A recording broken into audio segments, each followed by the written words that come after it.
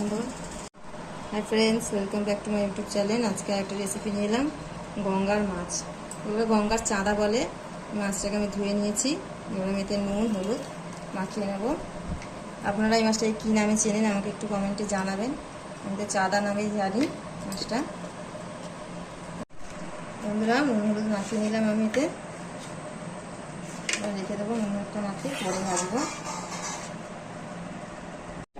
কড়াতে তেল বসিয়ে দিয়েছি, তেলটা গরম হয়ে গেছে। এবার মাছগুলো ছেড়ে দেব।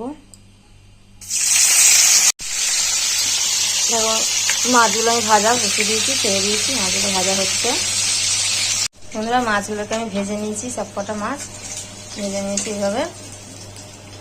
মাছের তেলটাতেই কালো জিরে ফোড়ন দিয়ে দিয়েছি, আর একটা পেঁয়াজ দিয়ে দিলাম।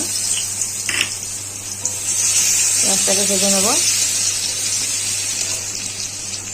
এবার টমেটো দিয়ে দিলাম। তারপর আদা রসুনের পেস্ট দিয়ে দেবো।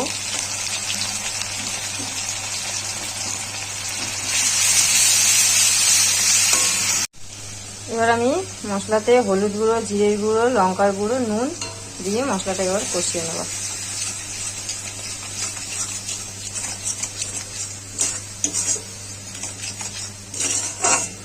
অল্প জল দেব।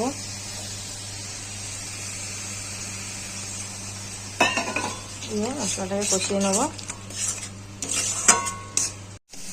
মশলাটা কষানো হয়ে গেছে, তেল ছেড়ে দিয়েছে মশলা থেকে। এবার আমি জল দিয়ে দেবো।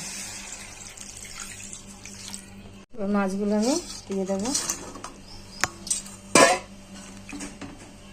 বন্ধুরা, এইভাবে মাছগুলো টক করে ফুটবে, তবে মাছটা নরম হবে। হয়ে গেছে মাছটা, এবার আমি লাভিয়ে নেব। একটু ঝোল ঝোল রেখেছি, আরও শুকিয়ে যাবে। এবার আমি গরম মশলা দিয়ে দেবো। আচ্ছা, তো